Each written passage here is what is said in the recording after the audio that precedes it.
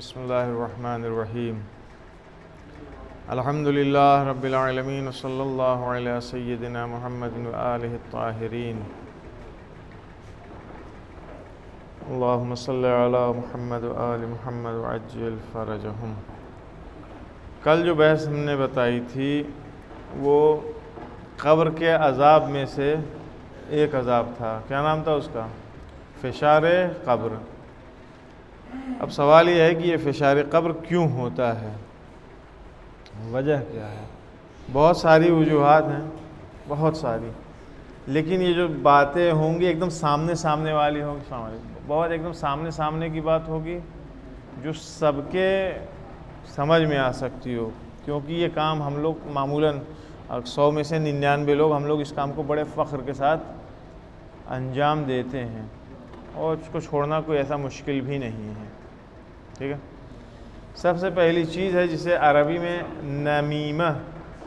नमीमा कहते हैं। नमीमा क्या होता है? आग लगाना, लकड़ी लगाना, इधर की उधर करना। नहीं, गीबत तो एक चीज़ है, गीबत भी है, वहाँ भी पहुँचेंगे, गीबत भी एक चीज़ है, लेकिन नमीमा जो होता है वो एक दूसरे को एक दूसरे के ख़िलाफ़ चढ़ाना। अगर बहुत आसान से लफ्ज़ों में समझना चाहो तो ये समझ लो कि मुनाफिक जो होता है, मुनाफिक का काम ही यही होता है। मुनाफिक का काम यही है कि वो इस आपकी तरफ है तो आपकी वाली गाएगा, आपके मुखालिफिन, आपके दुश्मनों की बुराई करेगा। कुछ भी नहीं होगा तब भी आकर के लकड़ी लगाएगा कि फ़लाँ ऐसे कह रहा था, फ़लाँ वैसे कह रहा था।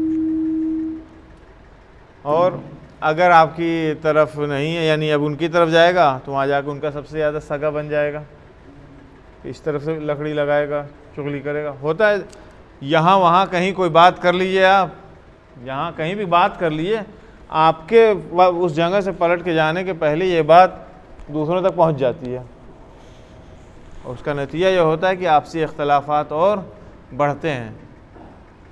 जब इख्तलाफात बढ़ेंगे, रंजिशें बढ़ेंगी तो फिर दुश्मनी भी उसी एतबार से होगी। तो एक चीज़ है यही नमीमा, सुखनचीनी, आग लगाना। दूसरी चीज़ नजासत और तहारत की रियायत न करना, उसको अहमियत न देना। और इसमें भी ख़ास तौर से पेशाब का मामला, यानी पेशाब की नजासत से अपने आप को जैसा हक़ है बचाने का वैसा न बचाना। तीसरी चीज़, गौर से सुनो, शादी हो जाएगी कल, तुम आदमी की तरह ज़िंदगी गुजारना है, यहाँ के लोकल तरीक़े के ऊपर ज़िंदगी मत गुजारना है। मारूफ जुमला है, यहीं पे एक साहब ने एक ज़माने में कहा था कि एक गाली वाला वर्ड यूज़ करके बीच तकरीर में कि ये खाली जगह किस लिए होवें। तो इस तरह से बनने की ज़रूरत नहीं है। इंसान को चाहिए कि अपने घर में बाअखलाक हो अपने बीवी बच्चों के साथ। अगर इंसान बाअखलाक नहीं है अपने घर में, शादी नहीं हुई, तुम सबों के सब लोग सुनो गौर से, जिसकी नहीं हुई है और जिसकी हो गई है वो ज़रा सा अप्लाई कीजिए इसको अपनी ज़िंदगी में। अगर घर में बीवी बच्चों के साथ इंसान बाअखलाक नहीं है, कटहे कुत्ते की तरह, कटहे कुत्ता समझते जो ज़बरदस्ती काटने के लिए दौड़े, ज़रा सा कोई बीवी बच्चे देख लें तो खौरिया एकदम लपक ले उनको काटने के लिए, ये बहुत बुरी चीज़ है। ये वो चीज़ है जो फ़िशार कब्र का सबब बनती है। ये तो ब्रीफ में मैं यूँ ही बोल रहा हूँ, जब रिवायात पढ़ूँगा तो फिर देखिएगा क्या लिखा है। अलबत्ता यही बात है उसमें भी। हज़रत अमीर अल-मोमिनीन अली इब्न अबी तालिब अलैहिस्सलातु वस्सलाम फरमाते हैं, अज़ाबुल क़ब्र यकूनु मिनल नमीमति वल बौल व अज़बिर रजुल अन अहलिही। अज़ाब क़ब्र, फ़िशार क़ब्र, जो भी कह लीजिए इसको, इसका सबब क्या है? सुखनचीनी, नमीमा, एक दूसरे को लड़ाना, इधर की चुगली उधर, उधर की लकड़ी उधर लगाना, दो दिलों को आपस में मिलाने के बजाय जुदा करना। हमें ये अज़ाब क़ब्र का सबब बनती है। पेशाब, खड़े होकर पेशाब करो, बैठ के पेशाब करो, लेट के पेशाब करो, डाइपर में पेशाब, जहाँ जी में आए पेशाब करो, लेकिन नजासत से बचो। वजह क्या है? क्योंकि पेशाब नजिस है, यकीन जानिए पेशाब नजिस है। और ऐसे भी आप देख लीजिए, अलैकुम सलाम, साइंटिफिक एतबार से तब भी पेशाब बेइंतहा यानी एक ऐसी चीज़ है जिस्म की जिसके अंदर दुनिया भर के जरासीम और बीमारियां रहती हैं, चाहे कितना ही स्वस्थ इंसान क्यों ना हो, हेल्दी मैन क्यों ना हो। पेशाब की नजासत से बचना, अगर इंसान बचा ले अपने आप को तो बहुत अच्छा। रसूलुल्लाह सल्लल्लाहु अलैहि वसल्लम, अच्छा इस हदीस में जो है वो अज़बिर रजुल अन अहलिही, मर्द का अपने घर में अपने बीवी बच्चों अपनी फैमिली वालों के साथ बर्ताव अगर वो सही है तो ठीक है, अगर बर्ताव सही नहीं है, ज़बरदस्ती हम उलझ रहे हैं, लड़ रहे हैं, वो बेचारों की रूह फना होती है कि नहीं हम पापा के सामने, बाबा के सामने, अब्बा के सामने हम बोल नहीं सकते। कहीं अगर हम बोल दिए तो हमारी शामत आ जाएगी। बीवी वो बेचारी काँपती रहती है कि नहीं पता नहीं कौन सी चीज़ बुरी लग जाए, कौन सी चीज़ अच्छी लग जाए। कम से कम ये चीज़ें पुराने ज़माने में चलो समझ में आती थी कि भाई एक माहौल है ऐसा, मर्द बाहर रहता है, औरतें घर में रहती हैं। वो बाहर भी जो रहता है तो बस डेवड़ी में ही अंदर गया, खाना खा के आया, फिर डेवड़ी में ही पड़ा है, वो रात में वहीं सो जाता है। पहले ऐसे ही होता था, सुना है मैंने, अलबत्ता हमने इन चीज़ों को देखा नहीं है। बिलखरे आप लोग और भी लेटेस्ट हैं, ज़माना तरक्की कर रहा है, चीज़ें बदल रही हैं, कल्चर और फ़रंग हमारा चेंज हो चुका है। यूँ भी आपस में प्यार मोहब्बत के साथ रहना चाहिए, यूँ भी एक दूसरे को अहमियत देनी चाहिए। रसूलुल्लाह कब्रिस्तान नहीं बल्कि कब्रिस्तान बकी से गुज़र रहे थे, एक कब्र के पास आकर के खड़े हो गए। अल्लाह अकबर। देखिए फरमाते हैं कि अब ही इस कब्र के ऊपर अज़ाब नाजिल हो रहा है। कहा उन्होंने कि इस मुर्दे को कब्र में बैठाया गया है। रसूलुल्लाह कहाँ हैं? बाहर हैं, जा रहे थे, कब्र के किनारे रुक गए। इस मुर्दे को, इस कब्र के अंदर जो मुर्दा है उसको बैठाया गया है। फिर फरमाते हैं अब उससे सवाल व जवाब किया जा रहा है। उसके बाद कहते हैं कि उस खुदा जिसके दस्त कुदरत में मेरी जान है, इस मुर्दे के ऊपर, इसके ऊपर अभी आग की एक गदा, आग का एक गुर्ज, गदा और गुर्ज समझते हैं, आग का एक गुर्ज और एक गदा इसके ऊपर मारा गया है, जिसके शोले इसके सीने से निकल रहे हैं, दिल से निकल रहे हैं। अल्लाह अकबर। उसके बाद दूसरी कब्र की तरफ बढ़े, वहाँ भी इन्हीं बातों को उन्होंने दोहराया। और उसके बाद फरमाते हैं कि अगर इस बात का खौफ नहीं होता कि तुम तमाम, जो लोग उनके साथ है, कि तुम तमाम लोगों का दिल अपनी जगह से उखड़ जाएगा, यानी जिसे कह लिए हार्ट फेल हो जाएगा, तो मैं परवरदिगार आलम से दुआ करता, उससे फरमाइश करता, इल्तिजा करता कि जो आवाज़ें मेरे कान सुन रहे हैं वही आवाज़ तुम सब लोग सुनो। कि इस अज़ाब की आवाज़ क्या है। खूब रसूलुल्लाह से कहा, जो उनके साथ लोग थे, उन्होंने पूछा कि या रसूलुल्लाह, इन लोगों के अमल क्या थे, क्यों आखिर इन लोगों के साथ ऐसा हो रहा है। फरमाते हैं काना अहदुहुमा यमशी बिन नमीमा, उनमें से एक जो था वही, उसकी मुश्किल यही थी, नमीमा, लड़ाई लड़ाना, इधर की लकड़ी उधर, उधर की लकड़ी इधर, आपस में एक दूसरे को चढ़ा करके लड़ाई लगवाना। देखा होगा सड़क के ऊपर बहुत, जब दो लोग आपस में लड़ते हैं तो दूर से आवाज़ आती है, होय होय होय होय होय, चढ़ाते हैं उसको, यानी जोश दिलाते। ये इंसान जहन्नमी है। चाहे वो, हमने तो चूँकि मजबूर है, कैमरा सामने है हमारे, वरना हम बहुत अच्छा प्ले करके बताते हैं कि कौन क्या बोलता है, कैसे बोलता है। अलबत्ता गाली नहीं, लोग कैसे चढ़ाते हैं, इनकरेज करते हैं लड़ाने के लिए। ये इंसान नमीमा करता है, ये लड़ाई लगवा रहा। भाई तुम्हारा काम है, तुम खामोशी के साथ इन लोगों को जुदा करवा दो, न ये कि लड़ते हुए आदमी को और ज़्यादा लड़ाओ, एक दूसरे की जान का दुश्मन बनाओ। ये एक चीज़ है जो अज़ाब कब्र का सबब बनती है। फिर फरमाते हैं वकानल आखिर ला यस्तबरिउ अनिल बौल, और दूसरा जो था वो इस्तेबरा अनिल बौल नहीं करता था, यानी पेशाब से इस्तेबरा नहीं करता था। इस्तेबरा का मतलब वो जो एक फ़िक़ही चीज़ आपने सुन रखी है, खाली वही नहीं है। कुल्लन इस्तेबरा सिर्फ उसका मकसद और हदफ यह है कि इंसान अपने आप को नजासत से महफूज रखे। इस्तेबरा का मकसद क्या है? इंसान अपने आप को नजासत से महफूज रखे। जो इंसान इस्तेबरा नहीं करेगा, जो मिनिमम रिक्वायरमेंट है जो आमतौर से होता है, तो सब हाई प्रोफाइल लोग हैं, हम लोग इन चीज़ों की तरफ तवज्जो नहीं देते। बहुत ज़्यादा दीनदार हो जाते हैं तब इस लफ्ज़ को पकड़ के बैठ जाते हैं और फिर 2 घंटा उसके ऊपर बर्बाद करते हैं, क्योंकि तफरीह आती है उसके अंदर। खुलासा कलाम ये है कि पेशाब की नजासत से बचिए बचिए बचिए, चाहे जैसे बचिए, खड़े होकर कीजिए, बैठ के कीजिए, लेट के कीजिए, जैसे जी में आ कीजिए, लेकिन अपने आप को पेशाब की नजासत से बचाइए। गीबत करना ये वो गुनाह है जिसका खामियाजा कब्र में फ़शार कब्र की सूरत में भुगतना पड़ता है। झूठ बोलना ये वो गुनाह है जिसका खामियाजा कब्र में, दुनिया में इधर उधर, आखिरत में आसमान पर और जहन्नम में जहाँ जहाँ मिलना होगा मिलेगा, कब्र में पिसेगा आदमी, फ़शार कब्र होगा उसको झूठ बोलने से।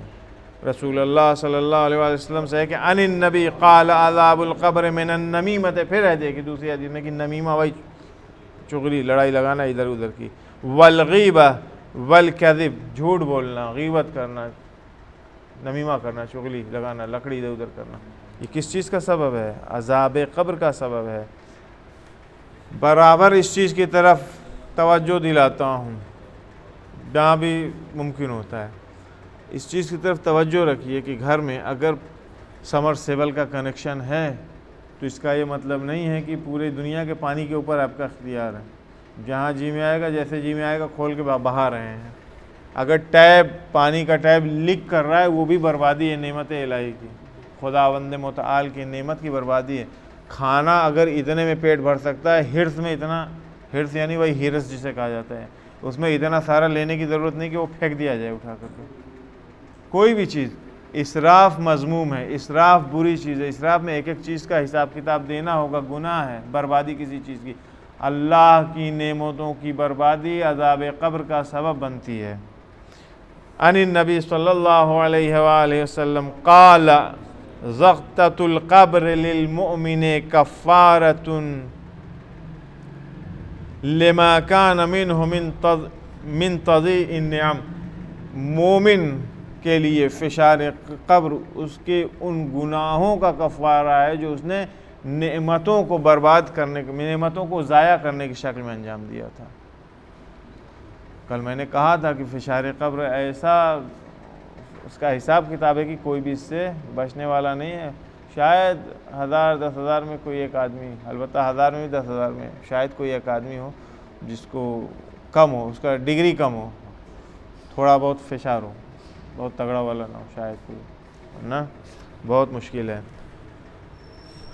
बदखुल्की, बुरी तरह से वहशियों की तरह से घर में बीवी बच्चों के साथ ज़िंदगी गुजारना, जिसे अभी मैंने कहा था कि निगाह पड़ जाए बीवी बच्चे तो लगे कांपने की, कब कहाँ नाराज़ हैं, कोई खुशनुदी के लिए आगे पीछे फिर रहा है, कोई किसी चीज़ के लिए, ये बहुत बुरी चीज़ है।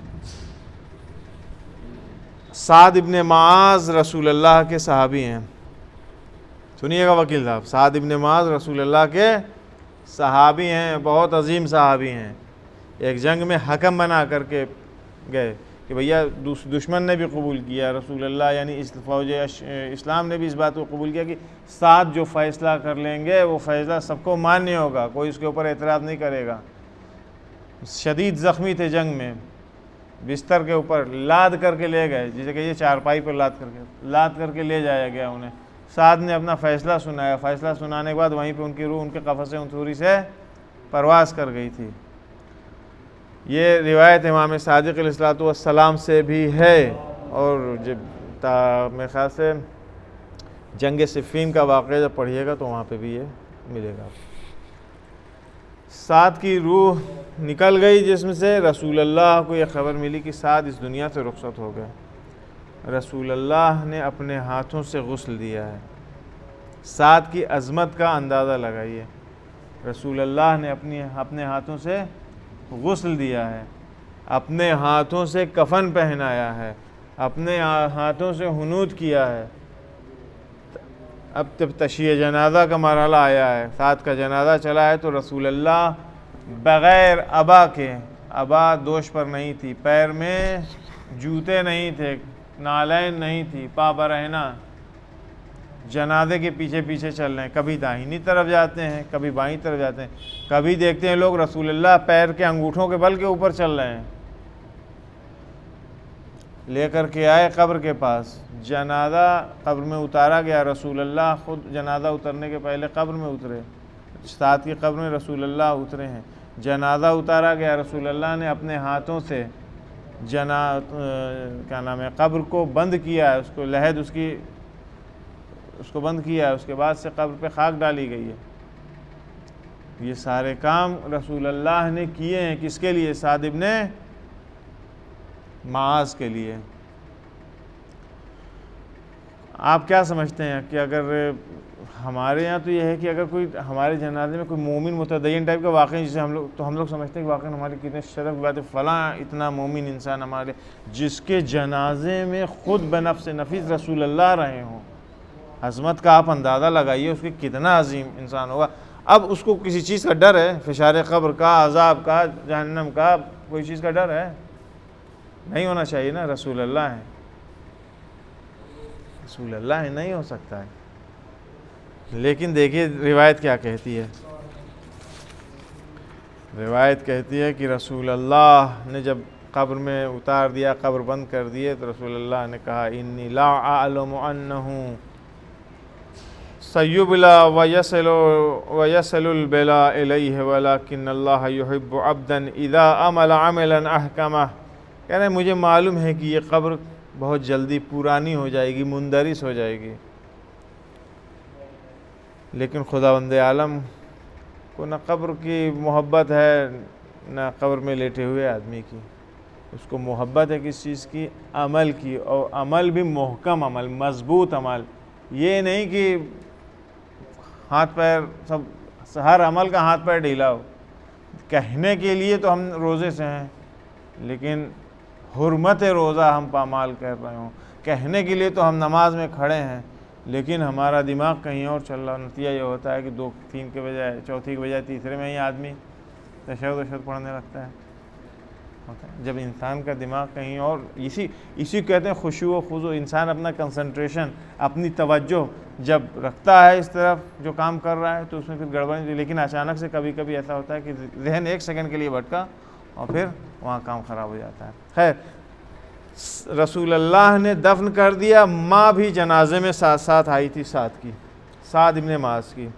आ करके कब्र के पास खड़ी होकर के खिताब करती है कि या साद हनीयन लका अल जन्ना, मेरे लाल साद, मेरे बेटे साद, तुमको जन्नत मुबारक हो,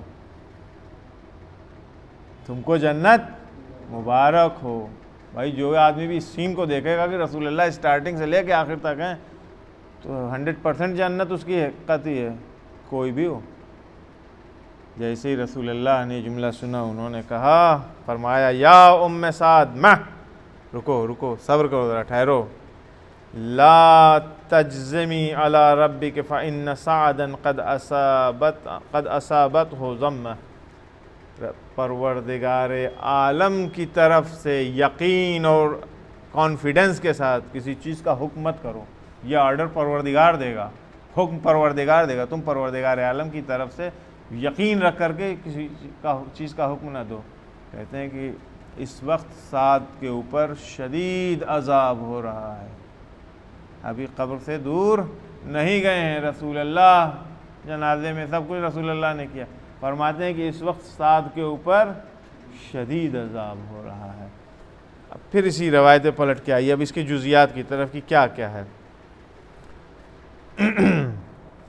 अजाब हो रहा है, यानी फिशार कब्र है। इस वक्त साद की हड्डियाँ चूर चूर हो रही हैं। जब लोग वापस लौटने लगे कब्रिस्तान से, तो किसी ने रसूलुल्लाह से पूछा कि या रसूलुल्लाह, ये काम जो आपने साद के लिए अंजाम दिया है,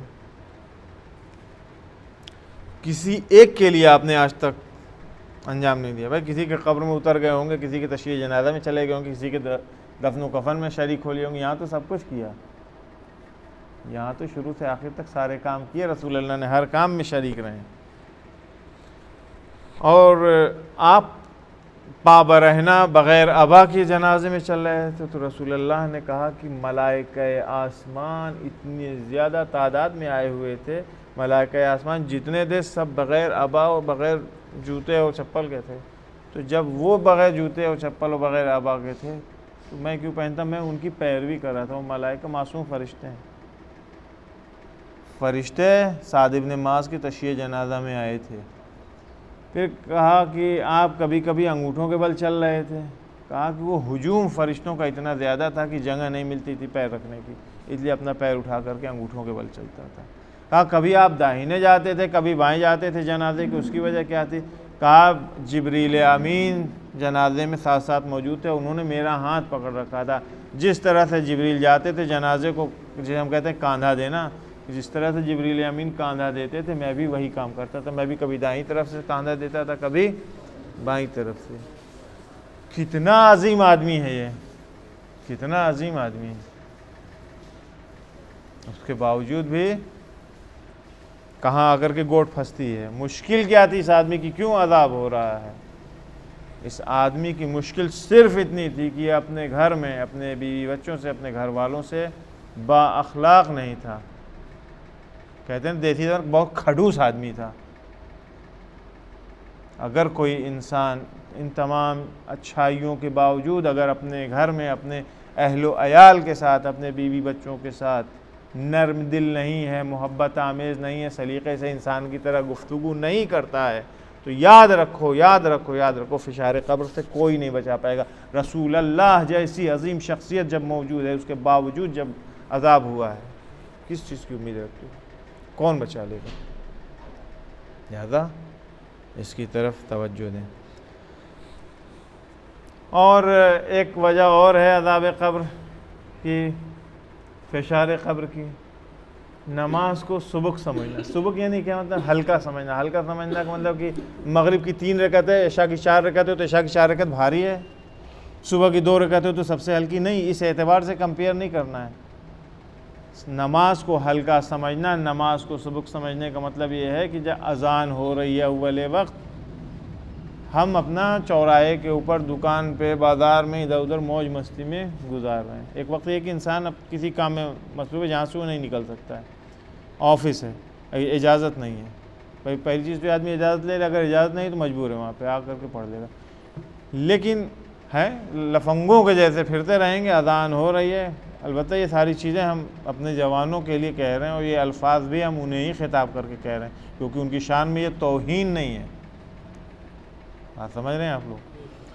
हम फिरते रहेंगे, गली गली का चक्कर लगाएंगे, इस चौक से उस चौक तक, इस शहर से उस शहर तक।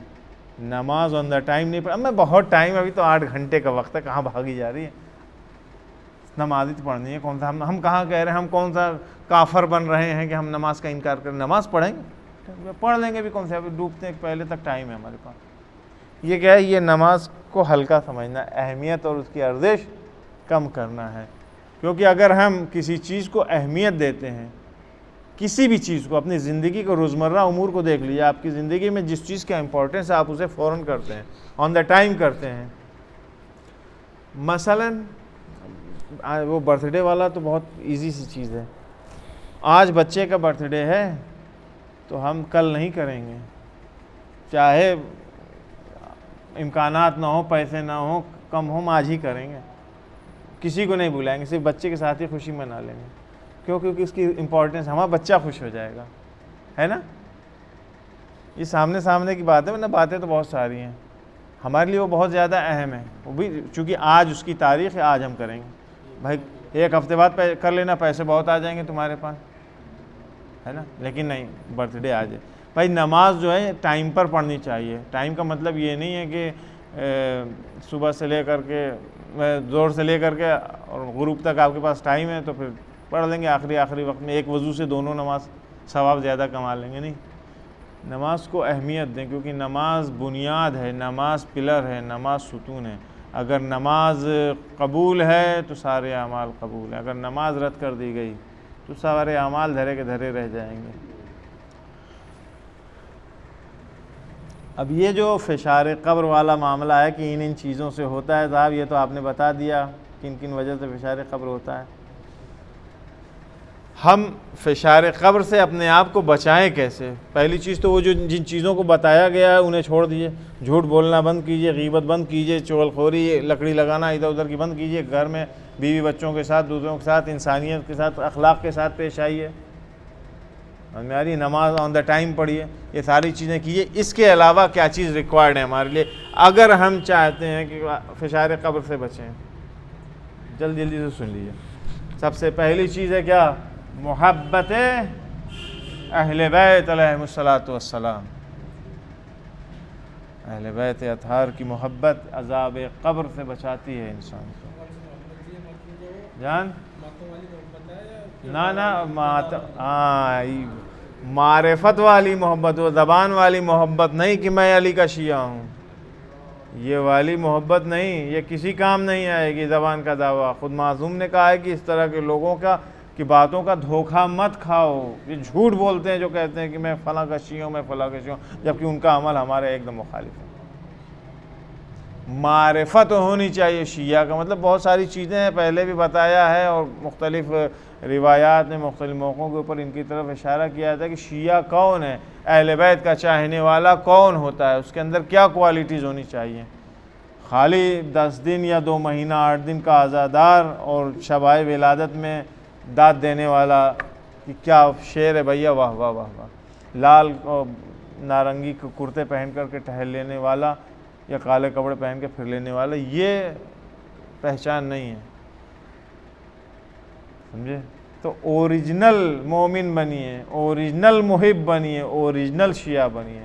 अगर हकीकी माना में देखिए, मोहब्बत उसी वक्त होती है जब इंसान पहचानता है, वरना ये जो चेहरा देख करके, स्टाइल देख करके लोग आशिक हो जाते हैं, वो थोड़ी देर का होता है, वो हुबाब होता है, बुलबुला होता है, फ़ौरन फूट जाता है। बुलबुला जब बनता है पानी के अंदर कितना प्यारा लगता है, हर आदमी चाहता है उसे पकड़ ले। या वो जो एयर बबल्स होते हैं, बच्चे खेलते हैं उससे, साबुन के पानी से, कितना प्यारा लगता है, बच्चे दौड़ते हैं क्योंकि उनको अच्छा लगता है। बच्चे क्या बड़े भी उसको पकड़ना चाहते हैं, आजा आजा आजा हाथ पे आजा। ये हुबाब है, ये जो चेहरा देख करके, स्टाइल देख करके, ज़ाहिरी लुक देख करके इंसान किसी का आशिक होता है। लिहाजा ये दवाम इसमें नहीं है, इसमें मांदगारी नहीं है, ये बाकी रहने वाली चीज़ नहीं है। लेकिन अगर मारिफत के साथ इंसान किसी चीज़ को, किसी को पहचान करके उससे मोहब्बत करेगा तो वो हमेशा बाकी रहेगी। पहचानने का मतलब क्या है? यानी इसको क्या अच्छा लगता है, इसको क्या बुरा लगता है, हम कौन से ऐसे काम करें जिससे इसकी दिल आज़ारी ना हो, हम कौन से ऐसे काम करें जिससे ये खुश हो जाए, वगैरह वगैरह बहुत सारी चीज़ें। आप लोग इस फील्ड के एक्सपर्ट हैं, हमारा वक्त गुजर गया, समझे। इंसान इसे कहते हैं मोहब्बत। मोहब्बत शनाख्त जब हम पहचानेंगे नहीं, कि आपको कम से कम मालूम होना चाहिए, आपको हमको मालूम है कि आप इनसे ये आपके दुश्मन, आप इनके रास्ते पर नहीं चलना चाहते, और हम कहते हैं कि हम आपसे मोहब्बत करते हैं, चलते हैं हम इनके रास्ते के ऊपर हैं, या उस रास्ते पर चलते हैं जिस पे आप नहीं चलते हैं या जिसके लिए मना करते हैं। हम मुहिब नहीं हो सकते हैं। फिर है मोहब्बत अहले बैत अज़ाब क़ब्र मिन जुमला फिशार क़ब्र से नजात का सबब बनती है। नमाज शब, अल्लाह इन जवानों को, उन मोमिनों को तौफीक दे। बुज़ुर्ग पढ़ रहे हैं तो पढ़ रहे हैं, माशाल्लाह, अल्लाह कबूल करे। लेकिन जी नहीं उन्होंने तो माशाल्लाह से नमाज शब पढ़ पढ़ करके अपने आप को उस सीन तक पहुंचा दिया। ये लड़कपन जो गलियों में खेलने और भागने का वक्त है, उसमें ये आते हैं रात में मैच छोड़ करके, अपना हुल्लड़बाजी शोर शराबा छोड़ के मस्जिद में नमाज़ पढ़ रहे हैं। ये बड़ी चीज़, अल्लाह इन्हें तौफीक़ात में इनके इजाफा करे। नहीं, इसमें कोई शक नहीं, अल्लाह सलामत रखे ऐसे बूढ़ों को, वाकई जो मशाले राह बनते हैं लोगों के लिए। नमाज शब में पूरा ये रिवायत है, इस रिवायत में इमाम रज़ा अलैहिस्सलाम ने नमाज शब की पूरा तरीक़ा, जैसे में से कितने रकत नमाज है, क्या करना, आखिरी रकत तक, आखिरी रकत के तशहुद सलाम तक बताया कि नमाज शब इस तरह से पढ़े। और उसके बाद अगर कोई, यानी जो भी इंसान, जो भी शख्स रात की तारीकी में नमाज शब पढ़ता है, परवरदिगार आलम उसको अज़ाब क़ब्र मिन जुमला फिशार क़ब्र से महफूज रखता है। समझ में आ रही है? सिर्फ उठक बैठक का नाम न नमाज है न नमाज शब है, इसे भी तवज्जो कीजिए कि भाई आप कान पकड़ के उठक बैठक कर लीजिए, खाने काबा के जा कर के चारों तरफ घूम करके चले आइए, आप हाजी नहीं हो जाइएगा। तकदीर का चक्कर काट करके तो आप आ सकते हैं, अपने नसीब का चक्कर काट करके आए हैं, नसीब में था आपके, जाइए आप घूम करके चले आइए। उसके कुछ शराइत हैं, कुछ कंडीशंस है बाबू, उसको अमल करना है। अगर वैसा जैसा कहा गया वैसा नहीं है तो फिर सब बेकार है, टूर है, पिकनिक है। लिहाजा हमेशा इस यानी हम नमाज, मैं खुद भी, हम सभी लोग नमाज पढ़ते हैं लेकिन हम चक्कर में रहते हैं पता नहीं कबूल है कि नहीं कबूल है। वो तो ज़रा सा अपने आप को बहुत मोमिन समझने के लिए कहते थे इंशाअल्लाह कबूल है, लेकिन अगर आसार नमाज हमारे अंदर नुमाया हो रहे हैं तो समझिए कि एक्सेप्टेड है। अगर नमाज शब हो या ये नमाज पंजगाना हो या नमाज नवाफिल हो, ये हमें बुराइयों से रोक रही है, उसको रोकने में कामयाब हो गए तो समझ लिए कि हम नमाज पढ़ रहे हैं, वरना हम एक्सरसाइज कर रहे हैं। इन्ना सलात तन्हा अनिल फहशाई वल मुनकर। ये देखिएगा कि अगर हम नमाज़ पढ़ने के बाद भी एज इट इज़ हैं, जैसे पहले थे नमाज़ पढ़ने के पहले, जैसे 2 दिन पहले थे वैसे ही अभी भी हैं, तो फिर कोई फ़ायदा नहीं। हम एक्सरसाइज कर रहे हैं इंशाअल्लाह खुदा, लेकिन खुदावंद आलम इस एक्सरसाइज को रायगा नहीं जाने देगा। वो तो एक ज़र्रे भर का सुई की नोक बराबर भी नेकी करोगे तो अंजाम दे, उसको आपको जज़ा देगा, लेकिन रूह ईजाद होनी चाहिए।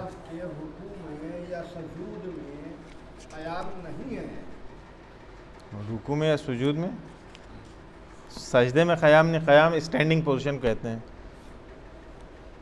अभी इसको ज़रा सा अगर इजाज़त हो तो रुक जाइए, मैं ज़रा इसे ख़त्म कर लूँ फिर बात करते हैं। ये बात हमारी जो चल रही है हम इसे ख़त्म कर लें, फिर इंशाअल्लाह आपके सवाल का जवाब देते हैं। अगली चीज़ इसमें जो है वो दुआ पढ़ने के लिए कहा गया, यानी एक दुआ है रसूलुल्लाह सल्लल्लाहु अलैहि वसल्लम से, फरमाते हैं कि 10 बार हर रोज़ अगर इससे तकरार करे, वो बाद में आकर के टेक्स्ट ले लेना, 10 बार हर रोज़ इस दुआ को अगर इंसान पढ़े तो ये भी उसको अज़ाब क़ब्र में तख़फ़ीफ़ का सबब बनती है। सदका देना सिर्फ पैसे का ही सदका नहीं होता है, बार बार कहता हूँ, हर अच्छाई, हर अच्छी चीज़ सदका है। सदका सिद्क़ से बना है, सिद्क़ यानी सच्चाई, हर वो चीज़ जिसके अंदर सच्चाई पाई जाए, ट्रुथ पाया जाए, वो सदका है। हम आपसे बात कर रहे हैं, बता रहे हैं, ये सदका है। आपने हाथ पकड़ करके हमारा उधर हमको कर दिया, हमको समझ में नहीं आता, ठोकर लग गई थी, सहारा दे दिया, रास्ते में पत्थर पड़ा था किनारे कर दिया, रोटी का टुकड़ा पड़ा था सड़क के ऊपर आपने उठा करके किनारे रख दिया, सब सदका है। जो कुछ, अपने बच्चों को देख करके आप मुस्कुराइए, सदका है। माँ बाप का एहतराम कीजिए, सदका है। ज़रूरी नहीं कि जेब में 2 रुपया हो, निकाल के किसी के मांगने वाले के हाथ में दो, भैया रद्दे वाला के लिए दे रहे तभी वो सदका होगा, नहीं, ये सारी चीज़ें सदका हैं। उसके अलावा आयतल कुर्सी तख़फ़ीफ़ अज़ाब क़ब्र का सबब बनती है। आयतल कुर्सी आदत डालिए, पढ़िए, याद नहीं है तो याद कीजिए, फ़ायदा है। बहुत सारी सूरें हैं जिनको पढ़ने का फ़ायदा है। सूरे तकासुर है, और रात में सोने के पहले पढ़िए, ये अज़ाब क़ब्र से, मिन जुमला फ़िशार क़ब्र से निजात दिलाती है। सूरे मुल्क की तिलावत है, बोले वो सब तो पता नहीं अपने आप को, जो यहाँ लिखा है रिवायत में बता रहा हूँ, बाप वहीं से हम इल्म में इजाफ़ा कर देते हैं आप लोग माशाअल्लाह। उसके अलावा सूरे यासीन जो क़ल्ब कुरान है, सूरे यासीन के लिए कहा गया कि सूरे यासीन पढ़ो, रोज़ पढ़ो। ये क्या करती है? अज़ाब क़ब्र से बचाती है, फ़िशार क़ब्र से, चूर होने से, आटा बनने से महफूज रखती है। इसी तरह से इमाम बाक़िर सलाम ने फरमाया है कि सूरे हामीम ज़ुख़रुफ़ की तिलावत, ये क़ब्र में जो कीड़े मकोड़े हशरात, इनसे भी महफूज रखती है, फ़िशार क़ब्र से महफूज रखती है। और अल्लाह तबारक व तआला के सामने ये सूरह हाजिर होगी पढ़ने वाले के साथ, हामीम ज़ुख़रुफ़ उसके साथ हाजिर होगी, वहाँ पे फिर बहिश्त तक इसके साथ सियाफ़ करने जाएगी, बहिश्त के दरवाज़े तक पहुँचा करके आएगी। क्या चाहिए? अज़ान कहना ये भी सबब है तख़फ़ीफ़ गुनाह का। क़ब्र में फ़िशार क़ब्र से महफूज रहने के लिए चाहते हैं महफूज रहिए तो अज़ान दीजिए। कितने दिन? 7 साल। रिवायत किसकी है? रसूलुल्लाह सल्लल्लाहु अलैहि वसल्लम की, कि 7 साल अगर कोई अज़ान दे तो अज़ाब क़ब्र से, फ़िशार क़ब्र से महफूज रहता है। लेकिन सुनिए, दूसरों तक भी मुंतकिल कीजिएगा। अज़ान देने का मतलब ये नहीं है कि सिर्फ घड़ी के ऊपर निगाह हो, उसमें मुसाबका हो, 1 सेकंड आगे पीछे ना होने पाए, ये अज़ान देने का मकसद ना हो। अज़ान अच्छी आवाज़ में दी जाए, अज़ान सही तलफ़ुज़ हो, माइक के ऊपर है ना, फ़िलहाल तो हमारे यहाँ सारा काम, दूसरी कौमें सुनती हैं। कौमें से मुराद ये है कि पुराने मुसलमान सुनते हैं, भाई हम लोग तो नए नए मुसलमान हैं, पुराने मुसलमान सुनते हैं और हमारा तलफ़ुज़ सही नहीं है, लेकिन उन लोगों की क़राअत अच्छी है, वो सही सीखते हैं, सही पढ़ते हैं। पढ़ने की हद तक, बोलने की हद तक उनका सही है कुरान अरबी।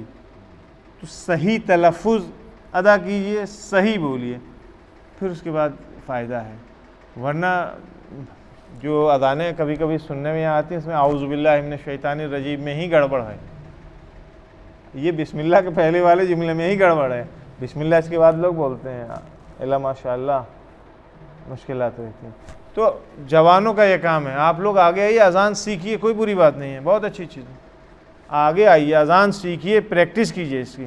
प्रैक्टिस करने के बाद अज़ान दीजिए, क्या प्रॉब्लम। 7 साल लगातार अज़ान दो तो फेशार क़ब्र से महफूज रहोगे। जुमेरात को ज़वाल से लेकर के जुमे के ज़ोहर तक अगर कोई इस दुनिया से रुखसत होता है तो सादिक़ आले मोहम्मद फरमाते हैं कि ये उसके अज़ाब में तख़फ़ीफ़ का, फेशार क़ब्र से महफूज रहने का सबब बनेगा। क्या कहा है मैंने? ज़वाल जुमेरात से लेकर के जुमे की ज़ोहर तक जिसकी रूह निकलती जो मरता हो। हाँ, ज़वाल ज़ोहर यानी भाई ज़ोहर से लेकर के जुमे की ज़ोहर तक 24 घंटा। ये नहीं मैं कह रहा हूँ कि दफन होगा इस दरमियान, जिसकी मौत इस दरमियान होती है वो अज़ाब क़ब्र से महफूज रहेगा, मिन जुमला फेशार क़ब्र उसको नहीं होगा, या अगर होगा तो बहुत बहुत हल्का सा एक मामूली वाला ज़लज़ला जैसे आता है।